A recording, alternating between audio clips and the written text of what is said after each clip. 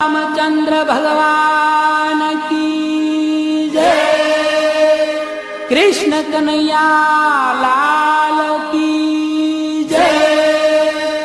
रामदेव जी महाराज की जय। ओम नमः पार्वती पते।